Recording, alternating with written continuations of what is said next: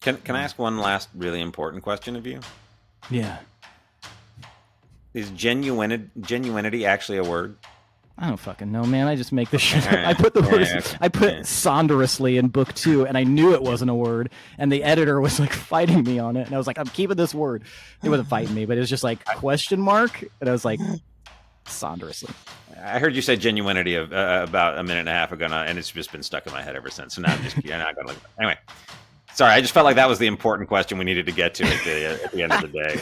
What's the right noun? Oh God, is it? It might be genuineness. Yeah. Oh, yeah, maybe. Anyway, genuine necessity. I have no idea. Genuine necessity. Yeah.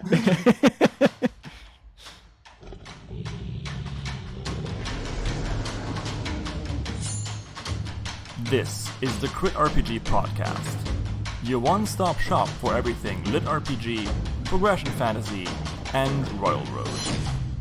Hi, and welcome to the Crit RPG Podcast, everyone. The only podcast where we invite award-winning people, and also Johnathan McClain. Sorry, I had to. No, I just couldn't. Screen just goes black. Yeah, it's like no.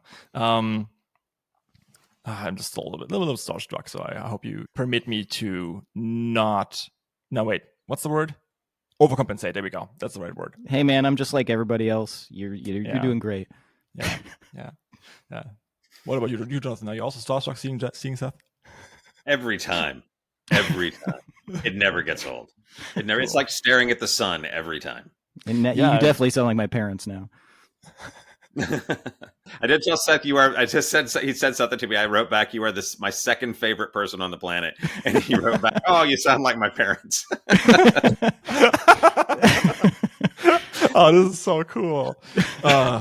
I got a lot of issues, so If you are here for not the Bones material, and if you're here for the real podcast, these two lovebirds have been going at it for about 20 minutes already. It is great. It is just the best bromance I've ever had on here. It's amazing. And last week I had a gay couple, so you go. Who said we're not? Yeah, exactly. Let me call. It's a continuum. What's an American tabloid? Quick, give me the number. What isn't? That's really true. Is the better question. Yeah. Okay, so today we are here with Seth McDuffee and Johnathan McClain, who are a power duo and who brought a big Sneaky Barbarian to life. You've maybe read that on KU, but I'm going to let people introduce themselves anyway, because this is the first time I've actually had a non-author on the show, a narrator. But how about this? To build a little bit of suspense, Seth, why don't you talk about yourself real quick and tell us who you are? All right. You want suspense? Yes. Long ago. So yeah, I am Seth McDuffie. I am the author of Big Sneaky Barbarian, what I would describe as a comedy, action, chaos, lit RPG feast for the mind and the ears, and sometimes the eyes if you're the reading sort. But yeah, you want intro the book? How do you like this? This is basically all I need for right now. I will stop talking immediately. No, because this podcast will be very delicate to balance, and I'm really going to enjoy doing so. I really like having both of you here, all jokes aside. But I do also want to hear what Johnathan has to say for himself. Sure. I'm Johnathan McClain, and I narrated Seth's book, Big Sneaky Barbarian. I'm an actor and a writer, and I've had a weird, circuitous career that started in Chicago doing theater, moved to New York doing theater, moved to LA and TV and film. And at some point along the way, someone was like, "Hey, your voice isn't awful. Do you want to narrate audiobooks?" And I was like, "Do you pay?" And they said, "Sure." And I was like, "Yes." Fast forward 10 years, and I've narrated almost 200.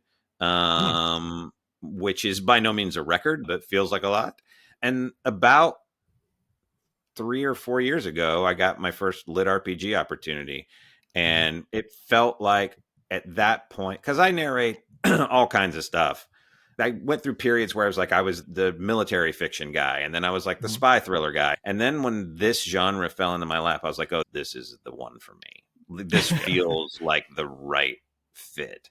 And really, honestly, got me through the 3 years of the unpleasantness, as I like to call it, aka pandemic.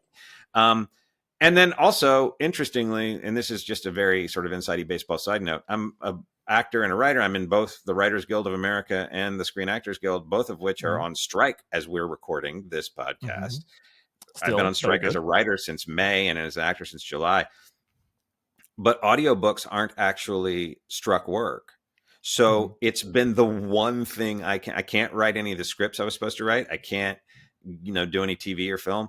But I've been able to narrate audiobooks all through this time. Been living in this world for a while. And then Seth and I met, and then I realized I had found my purpose. Okay. This podcast is over. Good night, everybody. Thank you for coming. Thanks, everybody. Tip well. Good night. So usually I have like a set of questions that I ask people. Johnathan, you said you wrote some stuff. I would love to know what. But how about this? We play a little bit of ping pong, see where it goes. I will just start with Seth because most people might actually know Big Sneaky Barbarian. It got recommended a few times on Reddit when I started out. People were talking about it. So how about it, Seth? Tell us a little bit about how and why did you write Big Sneaky Barbarian? So as previously mentioned, when we were first chatting, basically, I guess it all kind of started because of an offhand comment that one of my friends made during a D&D game, that I misheard. I misheard him saying the term Big Sneaky Barbarian. And this was like 15 years ago, and it stuck right directly, behind my cerebellum. And it just like festered there. And then during the, what'd you call it? The unfortunate times? I can't remember. Yeah, the unpleasantness. The unpleasantness. On our podcast, we call it the chocolate milk famine. Because you guys remember chocolate milk was like suddenly missing everywhere. Anyway, during the chocolate milk famine, I set out to do something different. I was working as an editor for a newspaper, and I was juggling between two different newspapers. And so I was spending a ton of time writing in general. I'd been writing for years, but it was like such a perfect time to start doing it. And that term, that Big Sneaky Barbarian, was still sticking in my head. And a lot of the things that I always like gravitate towards are misheard things. I'm like Mr. Mondegreen, essentially. And I basically had that in there, and I was like, what could that be though? And I started like developing this character. I wanted, this idea for a character that may not be what they appear to be on the surface. Mm-hmm. And that started me down the path of, what's not done very often, probably for good reason, is unlikable characters that try to infuse them with sympathy from the audience and the readers and the people around them to the point that they eventually grow. And I'm a huge fan of things like It's Always Sunny in Philadelphia, where the main characters are kind of shitty, but you really like them anyway. And so I was like, this has got to be a comedy, because if I make this serious, this is going to be like Angela's Ashes. People are not going to feel good when they read it. So that's kind of how it started, and it just sort of built from there. Mm-hmm. Okay. Awesome. And then, of course, the rest is history, or recorded history. If you haven't read it, Big Sneaky Barbarian is about, it's an isekai. It's about a young boy with anger issues who gets pulled into a different world for nefarious purposes. And it was on purpose, right? He chose Orc on purpose. Yeah, he's basically given two options based on his, essentially like his previous world abilities and likableness and everything like that. He gets the option of human and Orc. And he despises being a human. So he says, fuck it, I'm going Orc. Yeah, exactly. The way you did this, the way you made him relatable, was you gave him a tragic backstory that sounds so easy to do, but you really made people understand, hey, this anger, this stuff doesn't come from nowhere. He isn't just angry because he doesn't want to be fun, there's something he has to like battle out. And I completely agree with you. It's super hard to write that, especially in lit RPG, because lit RPG is mostly read for people who want escapism, right? So if you're writing something like that, then it's often the case that it needs a broader audience to really breathe and really find itself. And I do think you nailed that. But I also think that, for example, the audiobook helped. Right? We spoke about this before the podcast. I do think that audiobooks do really make lit RPG come to life. Yeah, and I would say definitely in this instance, because like with Johnathan, like he understood the humor, but also like kind of melancholic tragedy of this narrative that I was trying to go for. I mentioned earlier, like if you read this straight, like a lot of people have a very specific tone in their head when they start reading. You read it straight and it's a different experience, but you read it from the lens of a voice that understands it's supposed to be humor, like Johnathan reciting it to you. He intrinsically understood the humor of it and the type of story this was supposed to be in my mind. And that's why I think it's been so successful with the audiobook. Just he got it, and he forces other people to get it because of that. So you're telling me the way I read it, in a bathrobe, in a spa, with calm music in the background, wasn't the ideal way? So, mileage varies, but I feel like you probably gave yourself the best leg up for reading it. I mean, that's hard to beat. I had my feet in one of those like cold bath, hot bath things. It was great. Just one in each. Well, what's funny is I switched. Well, that's how I record it. You're just describing the environment that I explains so much. Yeah, it was like all those grunts, they weren't planned. There was like massage going on. Like, no, that's organic. Very much so. Okay, Johnathan, tell us about.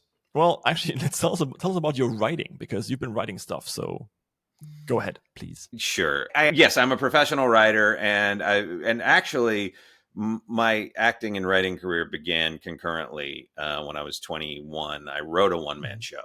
So that was the first time I'd ever written something, and I wrote it to perform myself. And I do think that caring about language in the way that a writer cares about language probably inform. I mean, I always feel like it's my responsibility when I'm narrating to honor as much as possible the work in front of me, not impose upon it my will or just do what I would do, but actually try and find the voice in the work as best I'm able, and then deliver a performance that comports with that. So for my writing history is I wrote that one-man show. And then a few years later, I actually wrote a TV series that got some attention. And then I sold a couple of TV pilots. And then I pitched another thing. And then I wrote a movie. As I was saying to Maddox before we came on, the one time I was in Berlin was that a film I wrote premiered at the Berlin Film Festival. And then the weirdest fucking thing that I don't talk about a lot, but there's a sector of the literary community who is very aware of this. Several years ago. So here's the joke I always say. If you're a guy and you narrate audiobooks and you have kind of a baritone, at some point, someone's going to say, hey, do you want to narrate romance? And the answer that you should give is yes. And I did. And I narrated this romance series, and the woman who wrote them, her name is Julie. She's a New York Times bestselling romance novelist. And they were like, look, I had a bunch of preconceptions about what romance would be. And it is a lot of that, but also what she wrote is just different. And I happen to know one of the producers of Handmaid's Tale. And so I said, hey, I think I have a book series that could be adapted into a TV series. And we did. I said Julie's books got optioned. I wrote the TV pilot. And because of that, she said, I really like the way you write. Do you want to write romance novels with me? And not bearing the lead too deeply, I am an Amazon top 100 best-selling romance novelist. I have published 10 romance novels co-written with this woman, and I recently came back from the world's biggest romance book convention, where I moderated a panel and signed a bunch of books and whatever. So wow. So when I said earlier before we started that I've got a weirder career than anybody I've ever known, I'm not fucking around. I've got a weirder career than anybody I've ever known. So that's my kind of I think that brings us up to present. So that's where we are. That's what I've done. Wow. And my movie is called the movie, yeah. My movie is called The Outfit. It stars Mark Rylance, Zoe Deutsch, Dylan O'Brien, and Johnny Flynn, and it is available to rent or stream now. And we came out in 2022, opening the same weekend as Batman. So that was tactically, that was not the move, but it's done very well on streaming, and you can find it. So watch it because I'm super proud of it. Seth watched it. You thought it was all right? Yeah, it was really good. Okay, thanks. Yeah, doing a movie is very hard. I've worked in movies very briefly as a bitch for everything. Sorry, a cable guy. And yeah, I mean, I've been giving you kind of a hard time, I feel, but I do actually think that's a very interesting career, right? You did a lot of everything, and actually you stuck with your creative stuff, and I think that's super cool because I certainly didn't.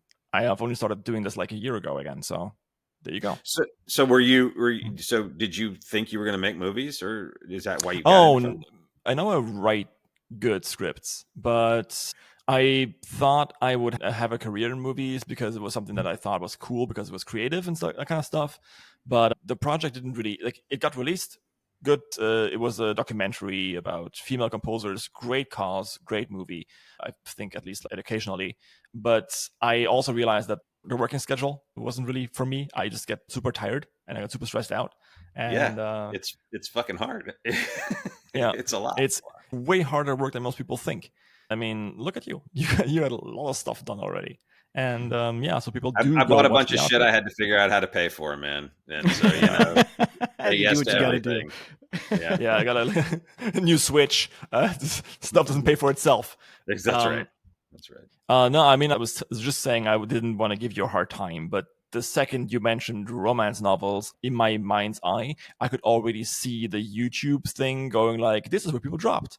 And because lit RPG readers in general are notoriously allergic to everything romance. So if you still listen to this, thank you so much. I hope you can appreciate I chose the most annoying jingle I could, but do you like numbers going up? Well, so do I. Which is why I would like you to like, subscribe, and maybe even check out my Patreon. Recording, editing, and hosting these podcasts takes a lot of money. So yeah, I need funds, you need more content. It's a deal made in heaven. Did I mention the episodes on Patreon are ad-free? No. Sorry, Seth, do you want to talk about when you did the transgender reveal for a brief moment? Oh, so yeah. See, and so in book 2, spoilers here for anybody who hasn't checked it out. So to me, it was a surprise at how many people dropped from my Royal Road when that chapter came out. I think 600 people just bailed, and it's like. It's a very minor mention. Some guy wrote a review that was like, this book has some woke stuff, but it's like kind of subtle, so it's not a big deal. But it seems like propaganda. I was like, to me, it made sense that, and it's weird to have this as a hang up, but if you go to another world, there's all these stories, these isekai stories where people go to another world and they become orcs, elves, fucking devils, tree people, whatever, and where the weirdness happens is if somebody goes in and they're like, you know what, I was male and now I'm gonna try it out as female. That to me, that wasn't a big deal, and it's a very minor part. It's like maybe a sentence in the book, but there were so many people that were like pissed off about it. Although I did get like on the progression fantasy subreddit, there was a thread about it, and people were pretty pleased because of the way that it's revealed is apparently very realistic. I'm good, yeah.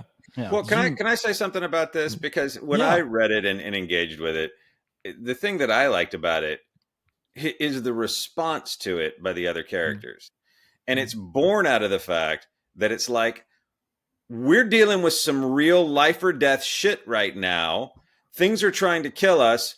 Oh, you're a chick now? Cool. Can you as a chick help us survive? Great. Let's deal with the real shit that we got to fucking deal with. And I appreciated that because it sort of contextualized, I think, also what Seth was just saying. My life was shitty before. I get to choose a new one.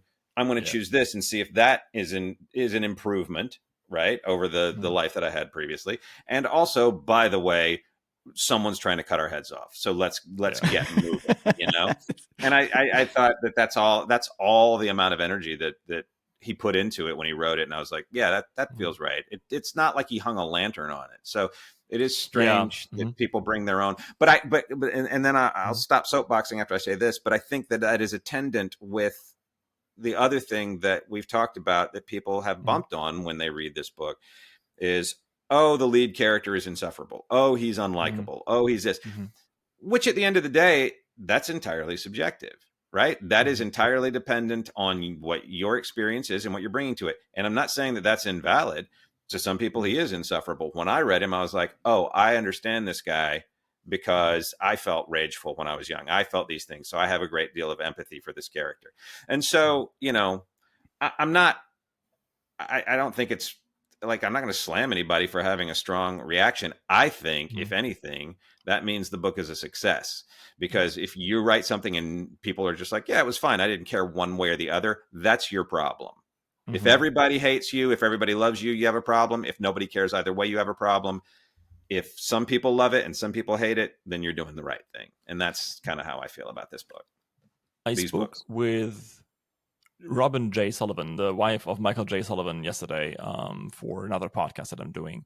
And she said that there's a 3-step rule. First, write a good book.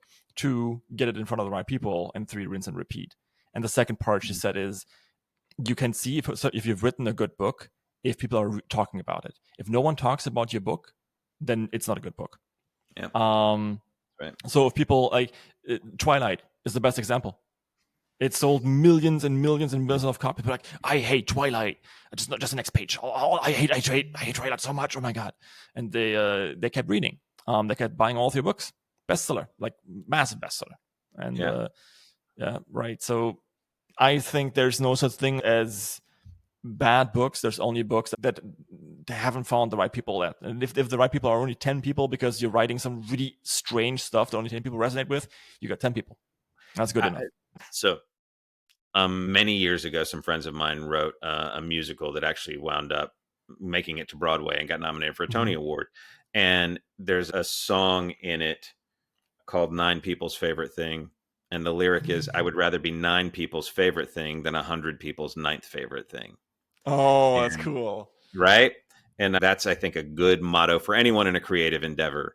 Because as you were just saying, if you find 9 people who love what you're doing, they'll tell 9 like-minded people, they will tell like-minded people. And then by the transitive property of the traveling salesman problem, right, where you exponentially build out those numbers, eventually you'll have a real audience. And I think that you can't be apologetic about your work, because if you write to appeal to everybody, then you wind up saying nothing at all.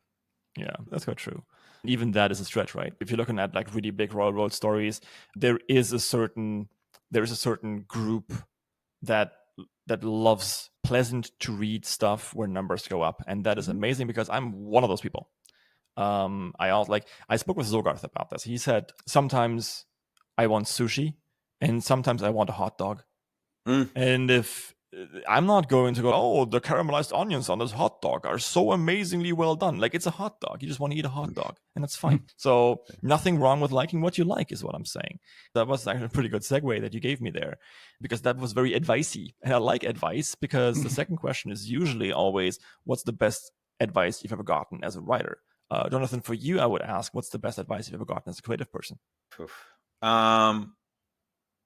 There's a lot, and that's the reason I'm filtering through. I think at the end of the day, it's sort of distilled down to believe in the work that you're making and believe what you're doing, and other people will believe it too, because people can smell inauthenticity.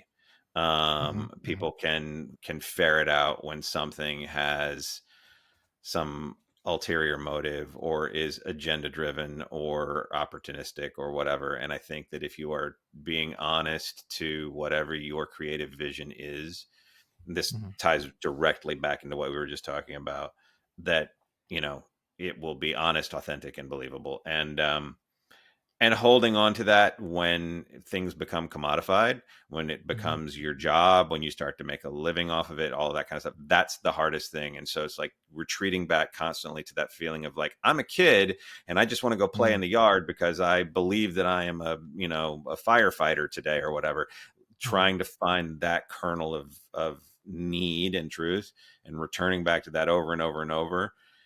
That to me is the reason that I've been able to maintain a career for as long as I have, because I've definitely gotten into the dark times where it's about like, what are the numbers? What are the metrics? What does the contract look like? And that shit just is poison. So, make it from the heart and try to hold on to that as best you can, which is, I know, a very grand and sort of like idealistic answer, but writ large, that I think is the best advice that I've ever gotten, and I've tried to hang on to.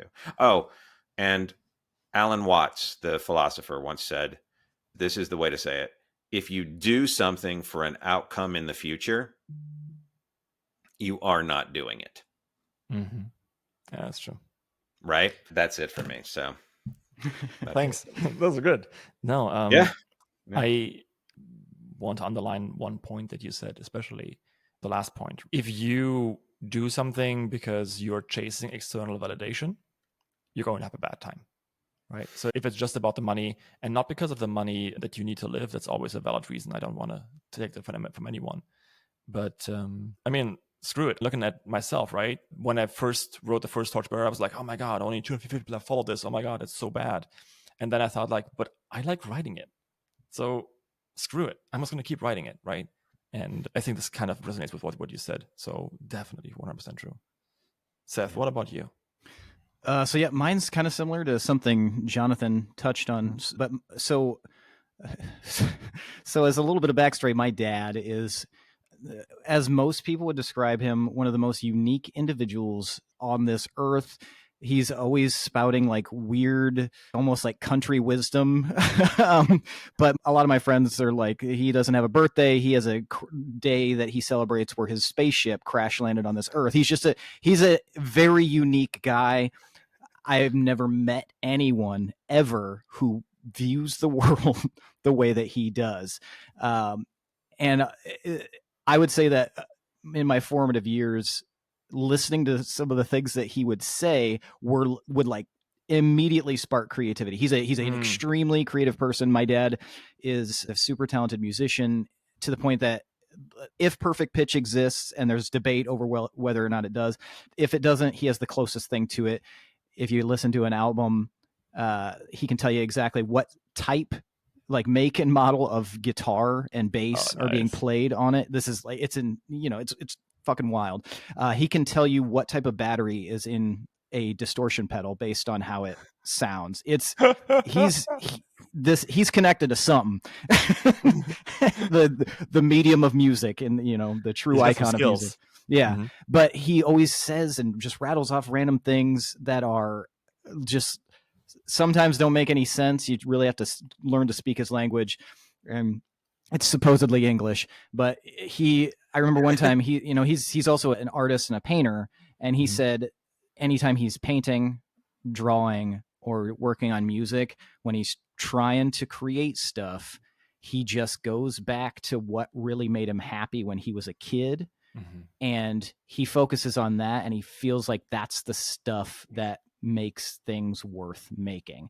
And so I always think about that, like the stuff that excited me when I was a little kid, and I'd go outside and I'd play with my friends, and I'd, be like leading them on these adventures, and the ideas that I would have there and the way that I felt about that. That's what I try to like make sure that I feel when I'm writing something. If I start to feel a little bit like bleh about it, I think it's either I got to adjust something or it's time to bail. But that's the best advice, is just find that thing that just keeps you writing and just do it, because you might not make any money. So you may as well enjoy it for what it is. Kind of like what Johnathan was saying. Yeah. Being able to actually make money off of your craft is very rare. Right. Yeah, there's a lot of people out there that are producing like masterworks, and it's either sitting on their hard drive somewhere, or they have 12 subscribers on Royal Road or whatever, and it's just there is definitely an element of luck, and I would say that's another bit of advice is like be open to just about any opportunity. Say yes to what makes sense, and a lot makes sense when you start saying yes more. It's the one thing where Eminem wasn't right. You'd have more than one shot. I believe that luck is nothing more than being open to opportunity, because opportunity presents itself daily. You just have to be calm and relaxed and happy enough to go like, yeah, I'll do that. Yeah, and in the line of fire when it finally does happen. Yeah, then just kind of keep going. Like, again, spas, by the way. I was sitting in a spa going like, let the cat in the meme. I should do a podcast. And I did, right? So like it's a really cool feeling once you get a hang of it. Let's just do it and fuck it. Nothing's gonna happen. It definitely won't happen if you don't do something. Like if you sit on your great manuscript of a novel, and there's a vulnerability there too, because you're like, okay, I'm gonna put this out there and people are gonna rip it to shreds, or they're gonna love it maybe, or they're probably gonna hate it, kind of thing, and you put that out there. But if you don't do that, zero people that's part of that opportunity. Open yourself up to that opportunity and see what happens. It doesn't even matter if they like it or not. Yeah, exactly. As long as you like it. As long as you as a 5-year-old would have loved it, then you were good. I think that some of what this is just boils down to stop asking for permission too, right? Like you don't need that's one of the reasons that I have always tried to write while I was doing my acting career, is because acting is so much waiting around for the phone to ring, and I can get up every morning and write whatever I want. And I don't know, especially on the writing side of things, why one would spend a bunch of energy worrying about what people are going to think or how they're going to recite, all the stuff that gets in the way of just giving yourself permission to do the thing that you want to do and make the thing that you want to make. Just give yourself permission to do that work. Because I feel like people who will listen to a podcast like this are people who are in this community, because it is this lit RPG community too, is emerging. And I think people I see new writers popping up all the time.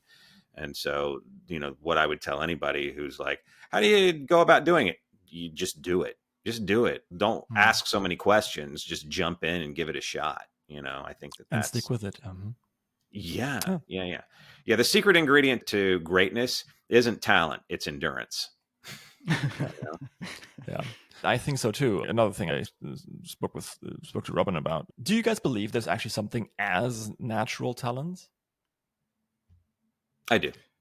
Yeah, but you can have all that natural talent, in my opinion, and if an opportunity is missed, or you don't pursue what we were talking about, you don't pursue those opportunities at all, then natural talent is just,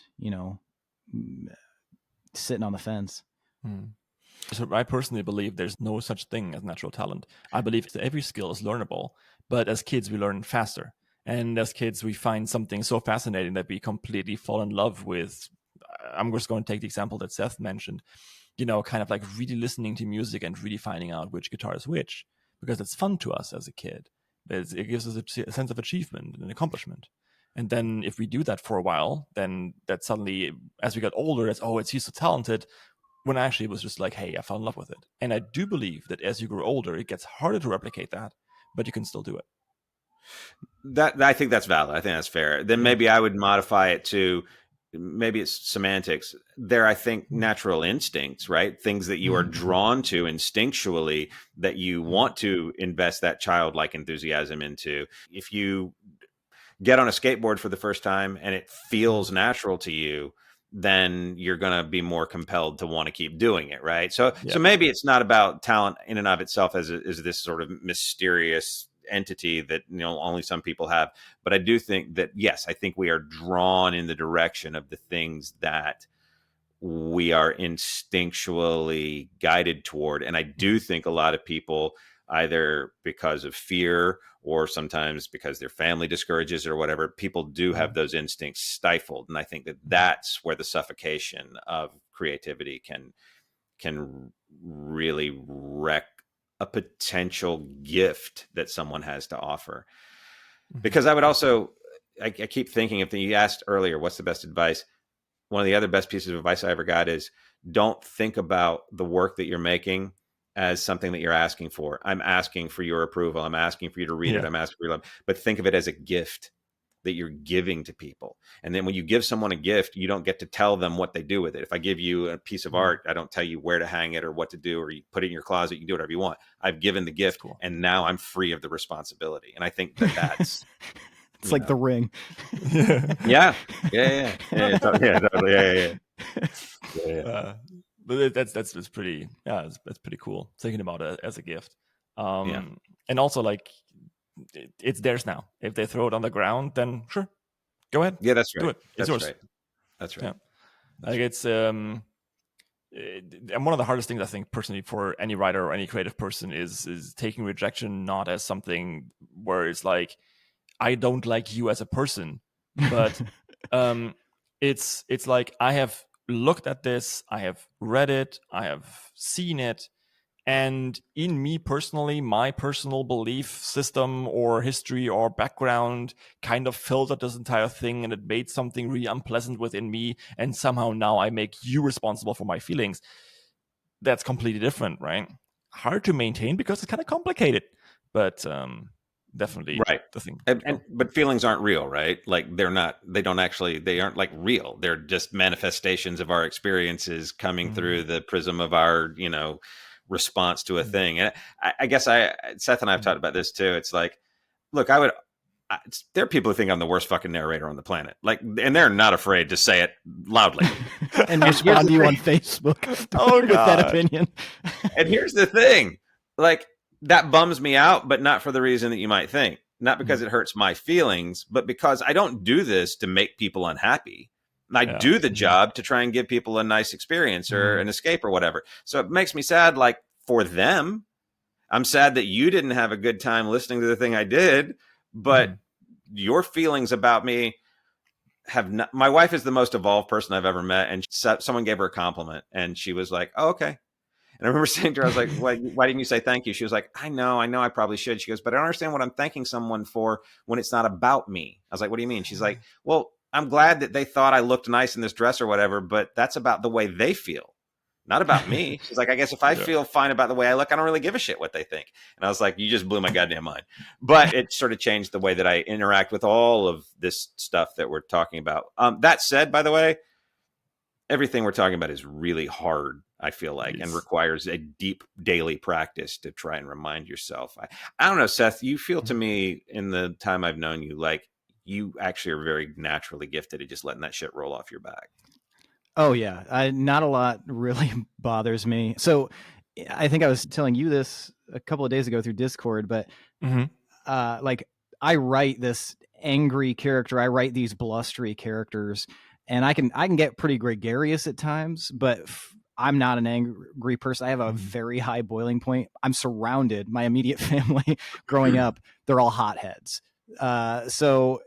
But I learned to kind of be that, that diplomatic source and see this anger. And I find anger pretty funny, honestly, which by the way, being at like a college bar and being like 23 and some dude's super pissed off and you're like very amused by it, it can be a challenge because they think that you're making fun of them, which usually I am, but I was usually taller than them, so they're fine. But yeah, I feel like I'm pretty laid back. I see the like negative responses and I accept them for what they are. And, I look at them. I don't get bummed out by any like negative feedback. It's just not in my nature. I'm very live or let live in that sort of the thing, because it's the different experiences they had. I wrote something. The way I kind of think of it is there isn't really a middle ground with Big Sneaky Barbarian when it comes to reviews and opinions on it. And I think Johnathan touched on this earlier. They're either like passionate and positive, or they're passionate and negative, and there's no in between. It's you love it or you want to drive to my house and kick me in the face. And that's the thing. It's like when I see those negative things, the way that my brain translates it as I evoked an emotion in them. They did not appreciate it, and that's fine. Yeah, it's kind of like, you were mentioning, like I created an instance of this, whatever this emotion, raw and unfettered as it might be, inside their heads, and they decided they cared enough to tell me about it.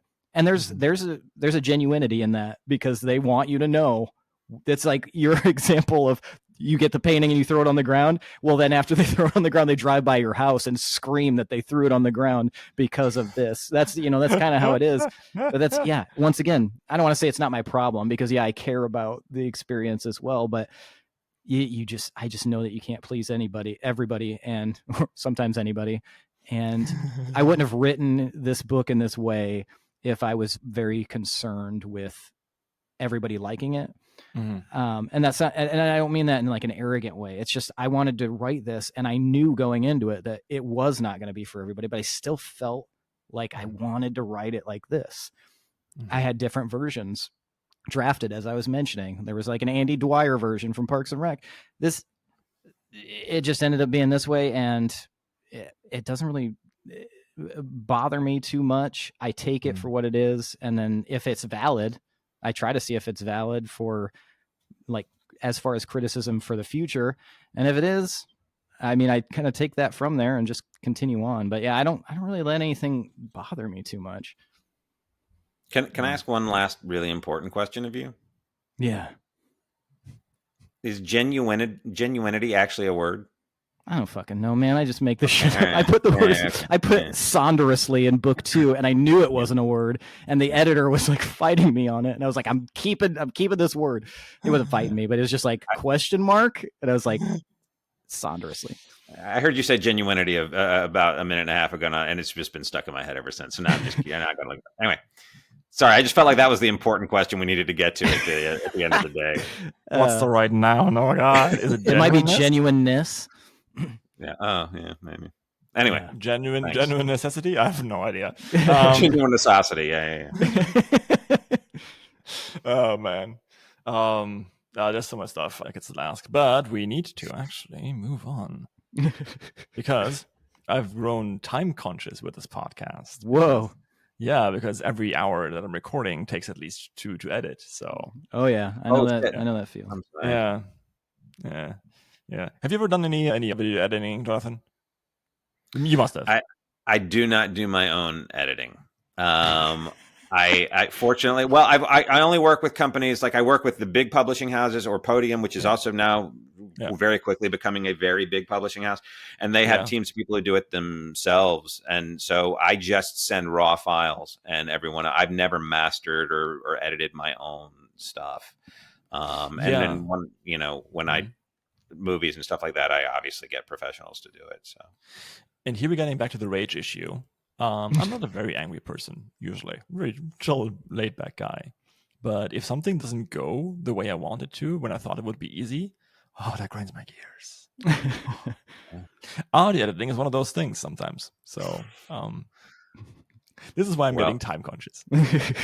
We're making it as difficult as possible for you. Oh, it's fine. That's us. That's our brand. McClain and McDuffie here to make it real fucking hard. Yeah. Oh my God. Please no. We're a headache in 2 people. two peas in a 2 peas in a 2 peas in a migraine, I think is the 2 peas in a skull. Exactly. Excuse me, I'm only 10,000 bees in a trench coat. The image is just too great, right? So at one point I was in a forum, and that one guy, like one moderator, literally his username was 10,000 bees in a trench coat.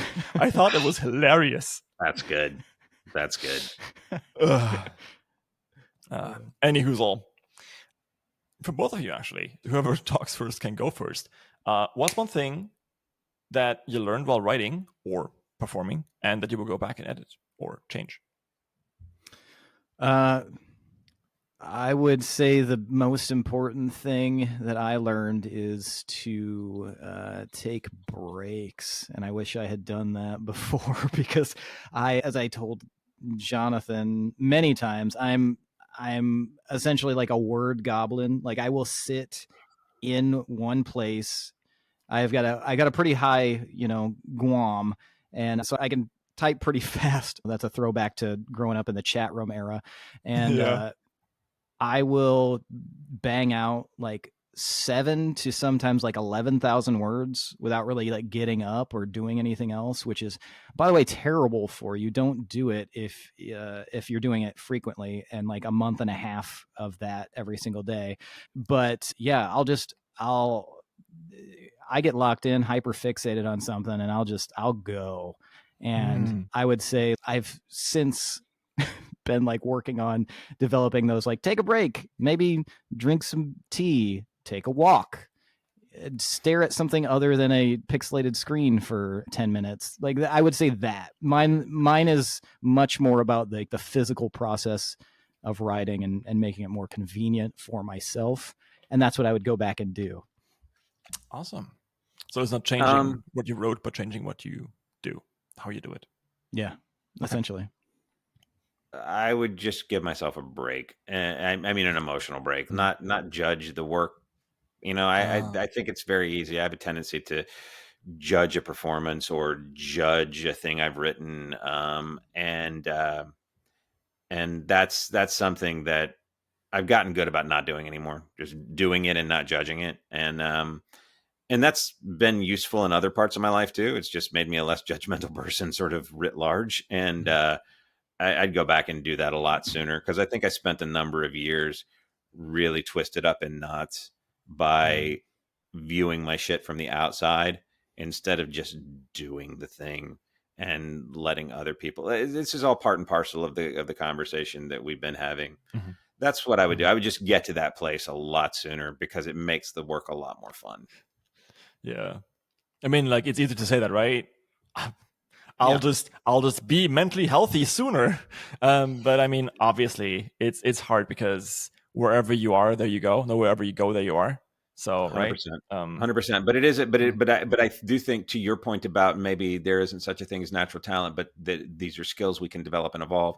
I think similarly, daily practice and like getting your hooks around the idea of practicing behavior that's healthy for you, or in the case of what Seth was talking about, getting into the habit as soon as you can of developing a sense of continuum and balance, will allow you, by the way, to have greater longevity in whatever the thing it is that you're doing. Yes. Because you get burnt out in any number of ways. And so the sooner you can do hard work of making your life easier, the less you have to confront the struggle of not doing that later. Awesome. Yeah. Shout outs to my right arm. Fucking t-shirt. Get this man a screen printer. Shout outs to my right arm, which is constantly in a state of agony because I just can't get the right angle anymore. I need a smaller keyboard. Oh my God. Thank you for saying keyboard.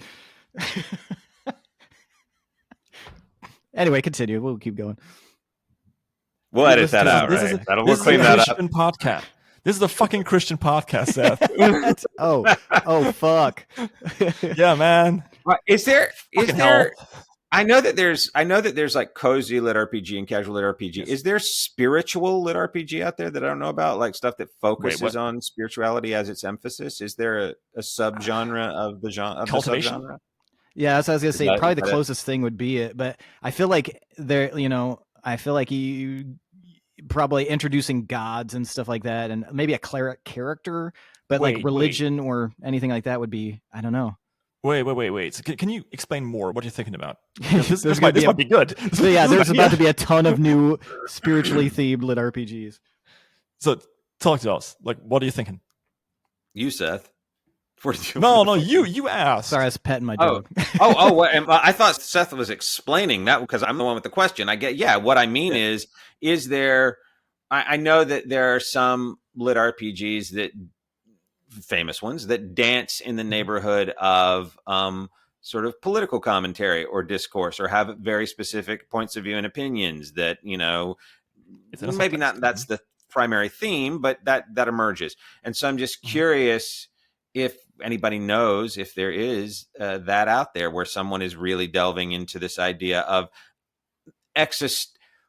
I guess at its core, it feels like it would be there's an opportunity to do it if one wanted to, because the very nature of lit RPG sort of deals with existentialism, right? Like isekai, at least, is a derivative of that as a concept. So I'm just curious if anyone's ever written something that's like, I'm on this soul searching mission. It's not about searching for artifacts or getting OP or any of that, but it's actually about finding myself within the framework of some other grand metaphor. I mean, I'm sure that that's out there. I don't know if it's like a thing or if that's an outlier of an idea. Mine? I'm writing a female character who goes from this very angry person with PTSD to finding herself. One of the taglines of my novel is a novel about AI finding its true self and fighting against slavery, I think. So a little bit, I'm very interested in writing lit RPG that actually has soul, right? Where it's not just like, much like you, Seth, right? Where it's not just like it's not just numbers go up. Yeah, numbers go up will carry your story very far. Look at Zogarth.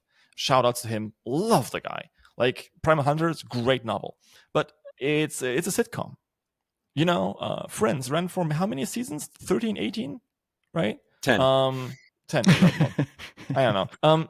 And so lit RPG is very much a sitcom of novels. It's pulp fiction, and that's perfectly legit because people need that.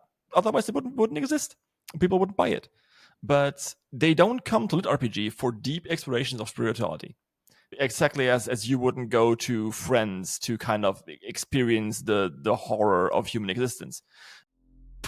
What's this? Another ad? Yeah, because I'm not Zogarth and I really need money.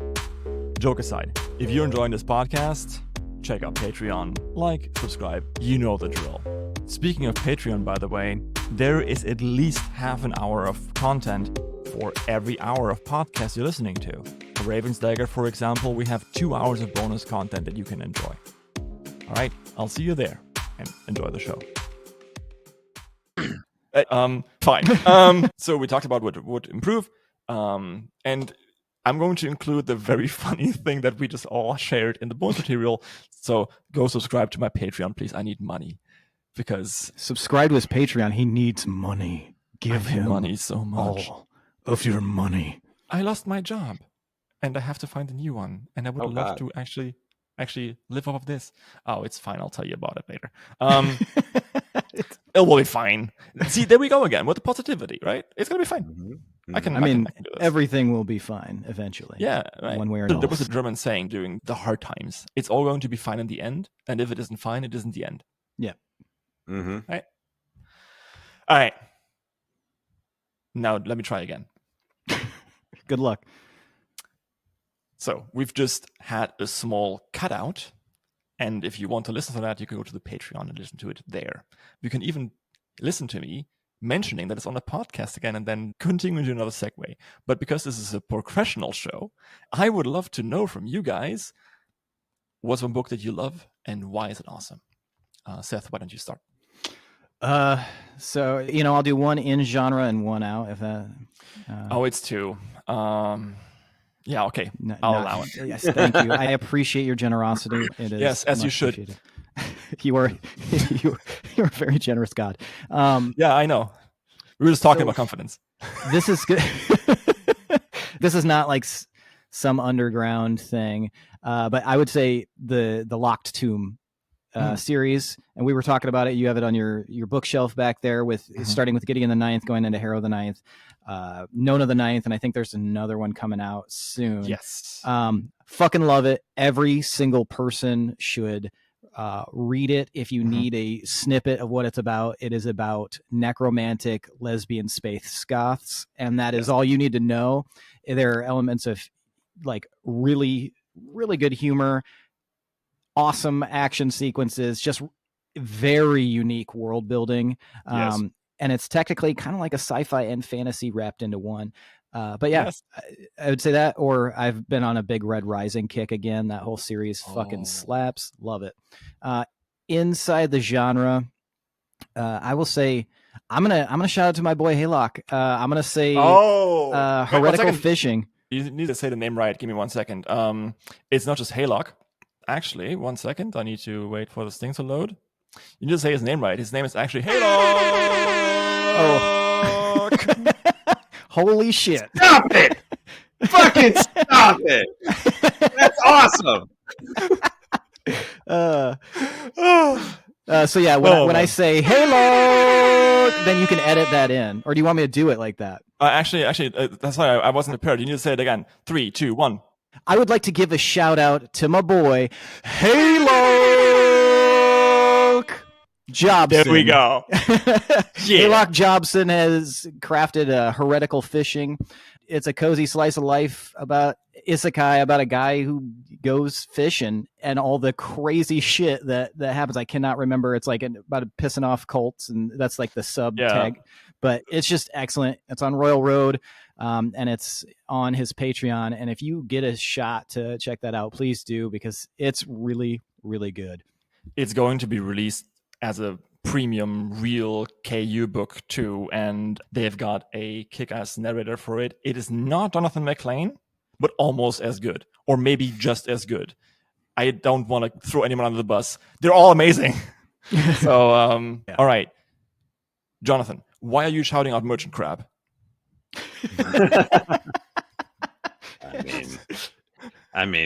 Well, first of all, it touched my heart in a way that nothing else has. Yeah. So there's that. Second of all, I have a financial obligation because it's a paid sponsorship. So there's that. Yeah. So there's that. There's a series that I'm actually going to be narrating starting in the new year, called "I Ran Away to Evil" by Mystic Neptune. No, you are no. Yeah. Oh, that's so cool. Yeah, and I've started reading through it to get prepared for it, and I just fucking love. So you know it. Yeah, Mystic was on show number 5 with her husband.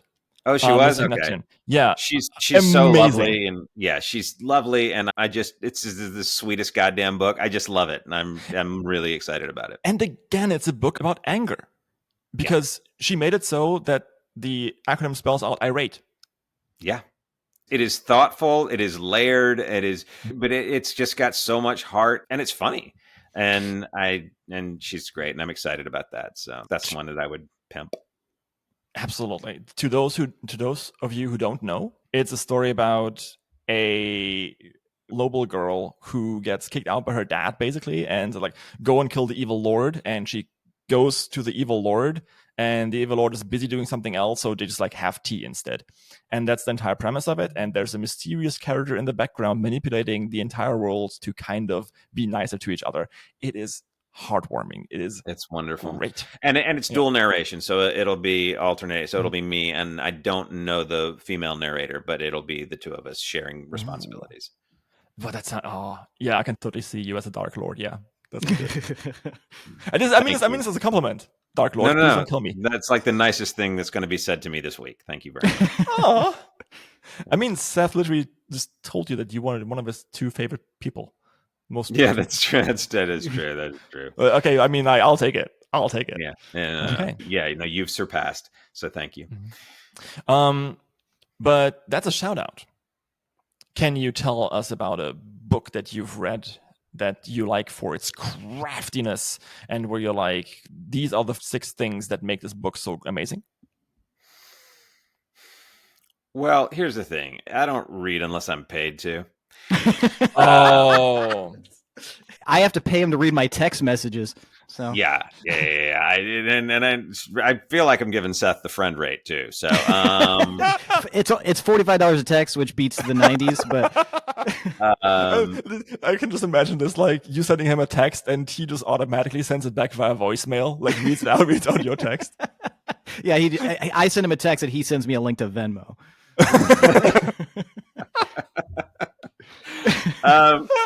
I mean, honestly, there's no way to not make this a shout out too. I mean, honestly, Yeah. the books, Seth's books, these 3 books. Aww. No, I'm dead serious. They do so many things right. They do so many things that I think I would want to emulate. And I just feel like there's a courageousness in doing what there is. Fuck it. There is. There's a courageousness into going into something knowing that it's going to be polarizing, but doing it anyway because it feels like you have to get the story out and tell it. And the other thing that Seth does, and there are a few other writers that do this, but Big Sneaky does this better than almost anything I've seen, is it is very hard to do a swift left turn from hard comedy into something that is heartbreaking. Like that's not easy to do. And that's a well-developed skill that our friend here has. And so, yeah, I mean, it's self-serving, and I don't give a shit. Like, listen to the audiobook, don't listen to the audiobook, read it, just consume it, because I think that it's worth your time. And I think, I think that there is something valuable about engaging with a world that might not be immediately accessible through a character who might feel a little bit challenging. But the thing about confronting challenges is that there's, when the reward comes, it feels all the more gratifying because you've hammered through. So there you go. Or you can read any of the filthy fucking erotic romances I've written. Do that if you want to, because that shit is filthy. Did you write under your real name? Did you publish under your real name? Or I did. So here's the funny thing. I published under my name, but I narrate them under a pseudonym. And the best part about that is that, and she wanted me to write under my own name because she's like, you've got a Wikipedia page and da-da-da. And she's like, because we're writing books together, there aren't a lot of men doing this. People will think that I made it up as like a marketing ploy or something. She's like, you need to be verifiable. And I was like, okay, fine. But I narrate under a pseudonym. And my favorite part is people, when I read comments like, love the book, the narration is fucking terrible. Like, why didn't they just get the author to narrate it? He couldn't be worse than this guy. And I'm like, yeah, that's worth the price of admission right there. That's and this is why I let things roll right off my back. Because there's a lot of uninformed opinions out there and a lack of genuinity. Yes, us as intellectuals. Genealogy. Yes. It's a good callback. I mean, us as intellectuals are completely above such rabble. Yes, quite. Oh, sorry, I have to leave. I have to go to the monocle doctor. Excuse me, I would like to leave. Please bring me the door. My favorite one is, go ahead, please. Strew the caviar over the floor. I want to see the rebel slide. No.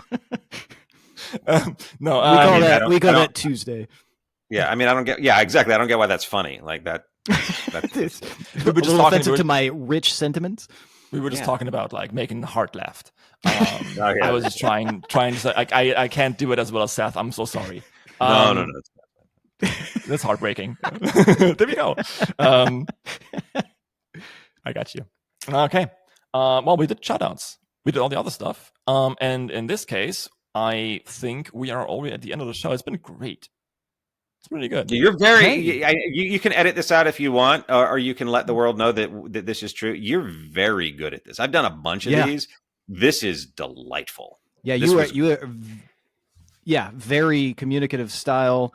Very very natural. You're like the Larry King of podcasts, or you just you know exactly where to field it. There's no awkward pauses. I was thinking the exact same thing. I was like, I've done other podcasts. I have a podcast, which is like, it's like 5 people all playing Dungeons and Dragons, which is completely different. But in interview style, I have sat through some hot dumpster, like flaming trailer trash stuff, and this is just a breath of fresh air. I mean, I heard, other episodes, so I knew that, but you're excellent at kind of like switching the vibe depending on what we're talking about. And just, improvisation is definitely a key in here, but yeah, you're great at it. So congratulations on being fucking awesome. A joy.